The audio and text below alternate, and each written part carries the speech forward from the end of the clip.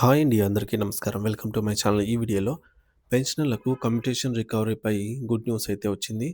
10 సంవత్సరాల 8 నెలలకు సుప్రీంకోర్టు అంగీకారం. మరి దీనికి సంబంధించిన పూర్తి వివరాలు వీడియోలో తెలుసుకుందాము. వీడియో అయితే ఎక్కడ గాని స్కిప్ చేయకుండా ఎండ్ వరకు చూసేయండి. అప్పుడే ఇన్ఫర్మేషన్ పూర్తిగా అర్థమవుతుంది. అలాగే వీడియో చూస్తున్న ప్రతి ఒక్కరు వీడియోకి లైక్ చేయండి ఫ్రెండ్స్. ఈ వీడియోని తోటి పెన్షనర్ మిత్రులతో అయితే షేర్ చేయండి. కొత్తగా మన ఛానల్‌ని చూస్తున్నవారు ఇంకా ఎవరైనా సబ్స్క్రైబ్ చేసుకున్నట్లయితే వెంటనే మన ఛానల్‌ని సబ్స్క్రైబ్ చేసుకోండి. సో, దీని ద్వారా నేను చేసే లేటెస్ట్ వీడియోస్ అన్నీ మీ వరకు రీచ్ అవుతాయి. ఇక ఆలస్యం చేయకుండా వివరాల్లోకైతే వెళ్ళిపోదాము.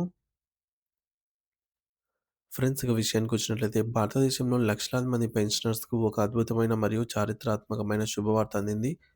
పెన్షన్ కమ్యుటేషన్ రికవరీ విషయంలో సుప్రీంకోర్టు ఒక కీలక తీర్పునిస్తూ దానికి సంబంధించి భారత రాజ్యాంగ పత్రం ద్వారా అధికారిక ప్రకటన వెలువడింది. చాలా కాలంగా పెన్షనర్లు ఎదురుచూస్తున్న ఈ వార్త వారి వృద్ధాప్య జీవితంలో ఆర్థికంగా పెద్ద ఊరటనైతే కలిగించనుంది.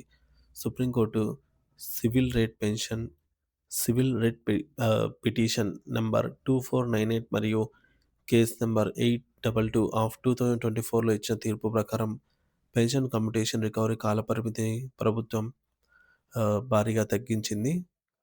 గతంలో ఉన్న నిబంధనల ప్రకారంగా ఒక ఉద్యోగి పదవీ విరమణ సమయంలో తన నెలవారీ పెన్షన్‌లో కొంత భాగాన్ని అంటే గరిష్టంగా 40% వరకు ఏకమొత్తంగా ముందుగానే అడ్వాన్స్‌గా పొందే వెసులుబాటు ఉండేది. దీనిని కమ్యుటేషన్ అని అంటారు. ఇలా ముందుగా తీసుకున్న సొమ్ముకు బదులుగా ప్రభుత్వం ప్రతి నెల వారి పెన్షన్ నుండి కొంత మొత్తాన్ని కట్ చేస్తూ వస్తుంది.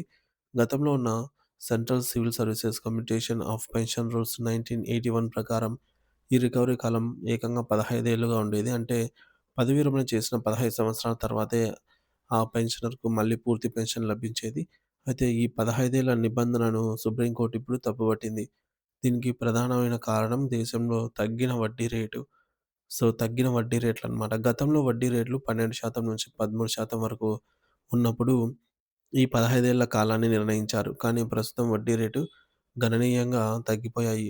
పెన్షనర్ తీసుకుంటున్నటువంటి అసలు మరియు దానికి సంబంధించిన వడ్డీ 128 నెలల్లోనే అంటే 10 సంవత్సరాల 8 నెలల్లోనే ప్రభుత్వానికి తిరిగి చెల్లించబడుతుందని గణాంకాలు చెప్తున్నాయి. దీనివల్ల ఈ 128 నెలల తర్వాత కూడా పెన్షనర్ నుండి రికవరీ చేయడం అనేది వారిని ఆర్థికంగా నష్టపరచడమేనని, అది వారికి అన్యాయమేనని సుప్రీంకోర్టు స్పష్టం చేసింది.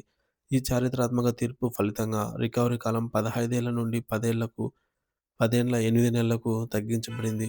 సో, దీనివల్ల పెన్షనర్లకు సుమారు 4 సంవత్సరాల 4 నెలల ముందుగానే పూర్తి పెన్షన్ అందుతుంది. ఇది పెన్షనర్లకు గొప్ప ఆర్థిక ఉపశమనం.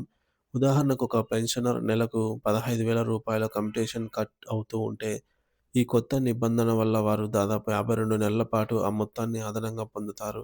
అంటే సుమారు రూ. 7.8 లక్షల అదనపు ప్రయోజనం చేకూరుతుంది. వృద్ధాప్యంలో పెరిగే వైద్య ఖర్చులు, మందుల బిల్లులు మరియు ద్రవ్యోల్బణాన్ని తట్టుకోవడానికి ఈ అదనపు సొమ్ము వారికి కొండంత ఆసరాగా నిలుస్తుంది. ఈ నిర్ణయం ప్రస్తుతం కేంద్ర ప్రభుత్వ ఉద్యోగులకు వర్తించినప్పటికీ త్వరలోనే రాష్ట్ర ప్రభుత్వాలు కూడా దీనిని అనుసరించే అవకాశం ఉంది. సాధారణంగా కేంద్రం తీసుకునేటువంటి ఇటువంటి సామాజిక భద్రతా నిర్ణయాలను అన్ని రాష్ట్రాలు ప్రామాణికంగా అయితే తీసుకుంటాయి. ఈ గెజెట్ అమల్లోకి వస్తే దేశవ్యాప్తంగా ఉన్న కోట్లాది మంది విశ్రాంత ఉద్యోగుల కుటుంబాల్లో వెలుగులు నిండుతాయి. తమ కష్టార్జితం వడ్డీ రూపంలో అనవసరంగా ప్రభుత్వం వద్ద ఉండిపోకుండా సకాలంలో తమకు అందుతుంది అనే నమ్మకం పెన్షనర్లలో కలిగింది. పెన్షనర్ల హక్కుల కోసం జరిగిన ఈ పోరాటం ఫలించడం నిజంగా ఒక పెద్ద విజయంగా అయితే చెప్పుకోవచ్చు. పెన్షనర్లందరికీ ఇది నిజంగా ఒక సంచలన శుభవార్త అని అయితే చెప్పవచ్చు.